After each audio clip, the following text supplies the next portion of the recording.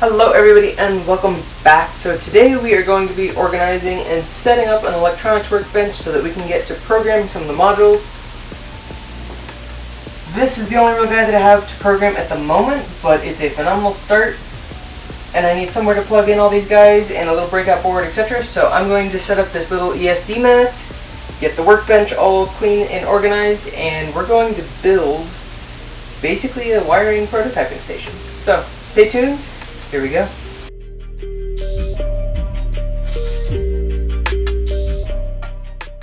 Okay, the workbench has some clean space. We do need to slide it underneath, but that's going to be something to try.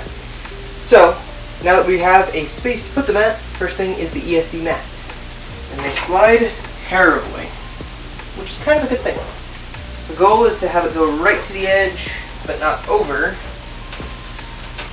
Give us a nice square surface to work with. Now I gotta put the rest of it underneath all that.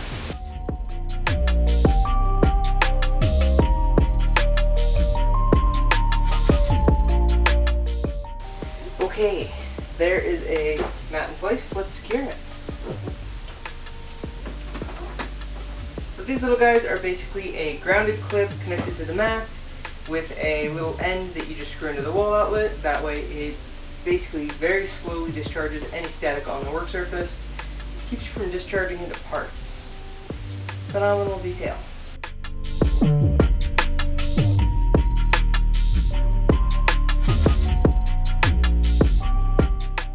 Okay, that was step one, ESD mat in place. I'm going to put some stuff on it just so that it flattens out. It'd be nice to have it flat. Use this for now, and the back should flatten out eventually. So the other nice thing about these ESD mats is that you can use these nice little ESD straps. That way you're always grounded. And you can do one of two things. Either literally just clip it to the edge of the mat, or these actually have little plugs in them. You can A, directly clip to them, or B, there's actually plug ESD straps that you can just plug into. Nice and easy. For now, I think I'm just going to plug that in there. Keep it there, that way I can unplug it if needed, and keep it there if I don't need it. Alright, next thing I'm going to do is turn one of these guys into a prototype rack where I can just plug in the front and have a breakout in the back. The first thing I need is an RJ45. Actually, I need I think the most has, the largest panel has 4, so we'll go with 4 of them. Just to start with, and I can always pop in more.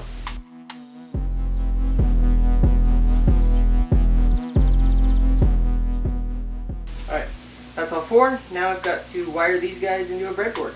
I had to grab a couple feet of Cat 6. That's going to be super useful. Alright, I'm going to use one of these little breadboards. They do have mounting holes, so we're going to use those.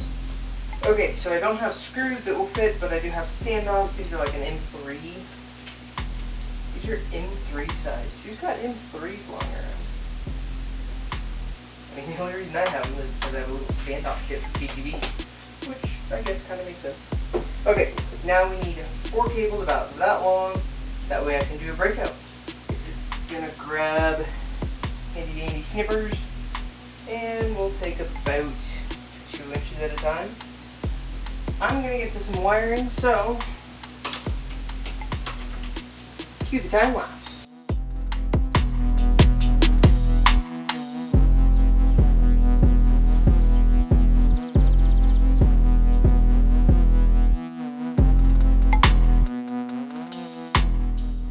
Okay, I've got all these guys wired up. Let's convert the stuff that I had for power and other stuff and plug it into here, and we'll wire it up to the panel. See how it works. See if it does work. We'll see. Alright, the first thing I had is that ground was wired to the green and white. So we're going to take this green and white and jump it. This resistor is pretty beaten up. Probably should have just grabbed a new one. But that's fine. Now we need a wire. We're going to take this ground hook, untangle it. Gonna go just like that, and then our power hook is gonna go from the solid green So this is gonna go right here. Those are a little close, but there is some buffer, so we are okay. But just to be paranoid, we're gonna hook that on right there, and I actually don't need that one, so we're just gonna run it like that. So this should complete my circuit. I'm gonna grab Ethernet cable. Okay, Ethernet cable acquired. Plug that in. We'll go to the other end.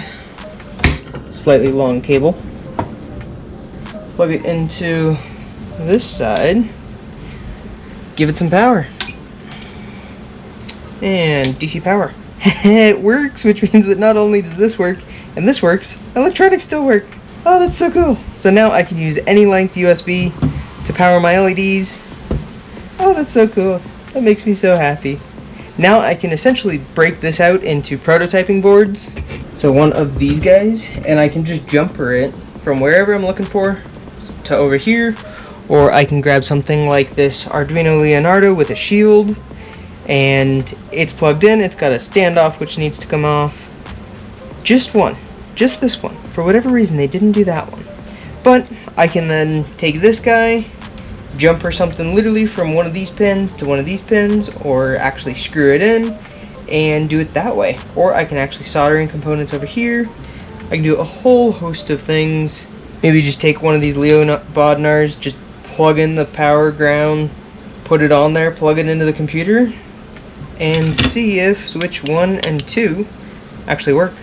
That's kind of my prototyping setup. We've got the expansion board here for if I need more. We've got a nice little shield on our Leo Bodnar. This is going to run most of our cockpit. And essentially I can do all my wiring here and just use the Ethernet jack. So this is going to be identical to what's in the cockpit. Just these wires are going to jumper directly to my Leo Bodnar or directly to here. And I can essentially just wire them straight over, or I can wire them through a little panel, etc. Alright, now that this guy's wired up, I need some cables that are, well, not 8 to 30 feet long to, bridge this 6-inch to a foot gap. So I'm going to make some. I've got some little 1 foot, 16 inches cables. I'm going to make some heads for them, and we're going to use those as jumpers. Since I've got 4, I'm going to make 4. Here we go.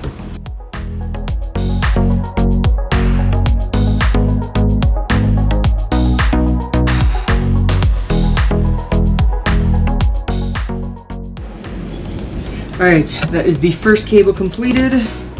Give her a quick test run. Make sure at least these runs work. Flip it on. Lights come on. I'd say that's a good cable. I do have a tester. I am going to run it through that. Alright, this little guy is an RJ45 and an RJ11 tester. Basically, plug it on the top, plug it on the bottom, turn it on, and it cycles through every lane and basically just puts power to it. This only has 8, doesn't have an additional ground, so that's pretty much it. And if you really need to, you can pull them apart. Convenient. That way you can put this on another room or something like that. Or if you're just testing it locally, you can do that. Nice and simple to test. Nice short cable. Yeah, hopefully you guys enjoyed seeing me make this little extension.